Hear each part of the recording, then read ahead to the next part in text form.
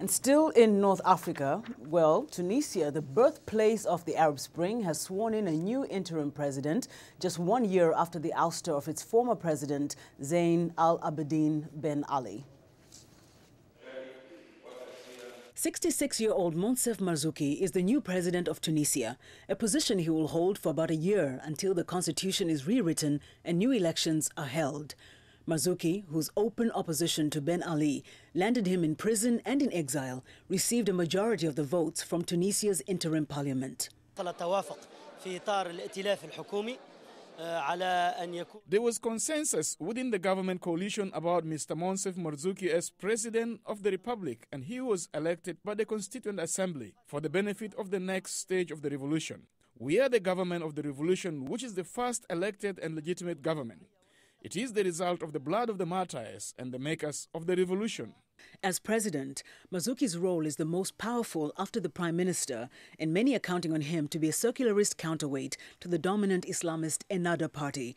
Marzouki's presidency is part of a power-sharing deal between Ennahda and its smaller circularist partners, Etekatol and Marzouki's Congress for the Republic. Ennahda and his allies won a majority in the assembly when Tunisia held its first democratic election in October. Under the coalition deal, Ennahda's Secretary-General Hamadi Jebeli will hold the most powerful position of Prime Minister. But some assembly members don't think Marzouki can offset the Islamists. 40 members cast blank ballots in protest, saying the vote was a charade to mask the fact that the Islamists are firmly in control.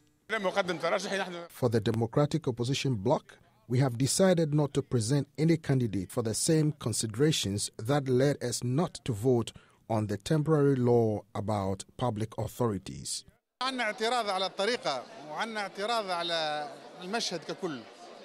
We object to the manner and to the scene as a whole. We hope to elect a president with full authority, and we wish to see the president of Tunisia free from captivity. But unfortunately, we find the president of Tunisia is a hostage. Ennahda dismisses allegations that it will undermine Tunisia's liberal values and impose a strict moral code. It says it plans to follow the moderate example of the Islamists who rule Turkey. A doctor and a human rights campaigner, Marzouki was jailed in 1994 after challenging Ben Ali in a presidential election and released 4 months later when his case became the focus of an international campaign. He was then forced to go into exile in France. He returned home 3 years before the revolution, but left again about 2 months later, saying he could not operate because of harassment by the authorities. Days after protests forced Ben Ali to flee on January 14th, Marzouki flew home from Paris to cheering followers. Secretary-General of the Democratic Progressive Party, Ahmed Najib Chebi, says Marzouki will help satisfy the demands of the Tunisian people. He is ready to consult with the opposition, and the opposition is ready to consult with him in order to preserve the freedoms, primarily, and in order to achieve the demands of the Tunisian people and fulfill the conditions of dignity in general.